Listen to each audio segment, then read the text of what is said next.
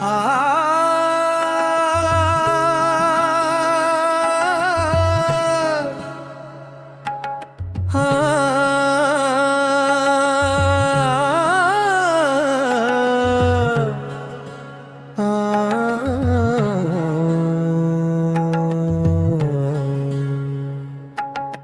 ನಂದಿನಿ ನದಿಯ ತಟದಿ ಮೆರೆಯುವ ಮಾತೆ, ಚಂದದ ಮೂರ್ತಿಯಲ್ಲಿ ಕರುಣೆಯ ಬೀರುವಾಕೆ, ಅರುಣಾಸುರನ ಸಂಹಾರಕ್ಕೆ ಭ್ರಾಮರಿಯಾಗಿ ಬಂದವಳೆ, ಕರುಣಿಸುತ್ತಾಯೆ ಕಟೀಲು ವಾಸಿನಿ ದೇವಿಯೇ.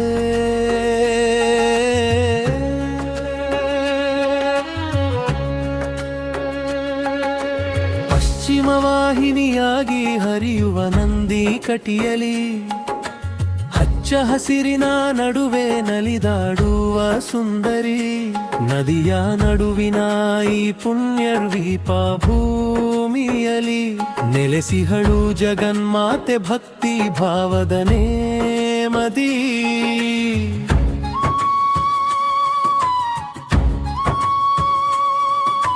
ಶಾಂತತೆಯ ಮೂರ್ತಿಯಾಗಿ ಧರೆಗೆ ಇಳಿದವಳು, ಬಡವ ಬಲ್ಲಿದನೆಂಬ ಭೇದವಿಲ್ಲದೆ ಕಾಯುವವಳು, ಸಂಜೆ ವೇಳೆ ಗಂಟೆಗಳ ನಿನಾದ ಮೊಳಗಲು, ಮನದ ಬೇಗೆಯೆಲ್ಲ ಕರಗಿ ಹೋಗುವುದು ತಾಯ ಬಳಿ ಬರಲು.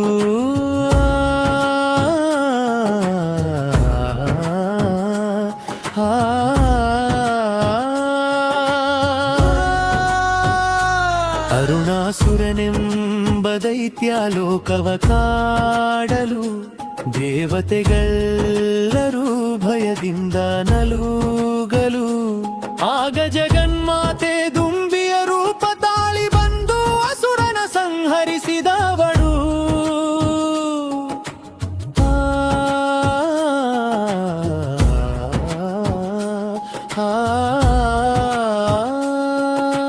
ಸಾವಿರಾರು ದುಂಬಿಗಳ ಒಡಗೂಡಿ ಬಂದ ತಾಯಿ, ದುಷ್ಟರ ಶಿಕ್ಷಿಸಿ ಶಿಷ್ಟರ ಪೊರೆಯುವ ತಾಯಿ, ಭ್ರಾಮರಿ ಸ್ವರೂಪಿಣಿ ಎನಿಸಿ ಮೆರೆದ ದೇವಿಯೇ, ಭಕ್ತರ ಪಾಲಿಗೆ ನೀನೇ ಎಂದೆಂದಿಗೂ ಜೀವಿಯೇ.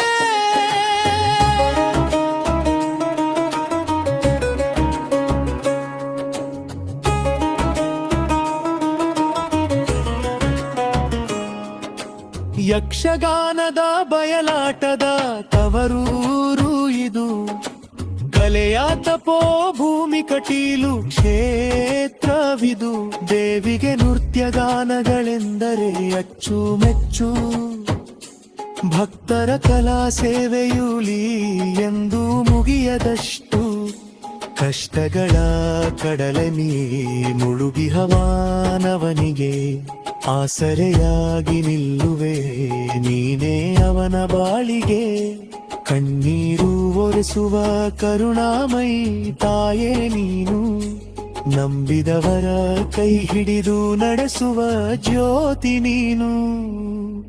ಹೂವಿನ ಅಲಂಕಾರದಿ ನಗುವ ಮುಖದವಳು, ಭಕ್ತರ ಕಷ್ಟಗಳ ದೂರ ಮಾಡುವವಳು, ಮನದ ಬಯಕೆಗಳ ಈಡೇರಿಸುವ ಕಲ್ಪವೃಕ್ಷ, ಕಟೀಲುಪುರದಲ್ಲಿ ನೆಲೆಸಿಹ ದೇವಿಯೇ ರಕ್ಷೆ.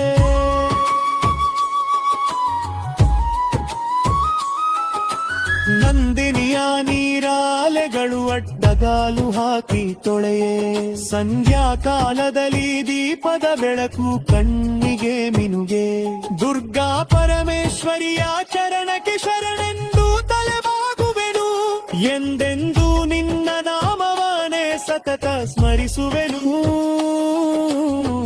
ತಾಯೆ ನಿನ್ನ ಚರಣಕ್ಕೆ ಕೋಟಿ ಕೋಟಿ ನಮನ.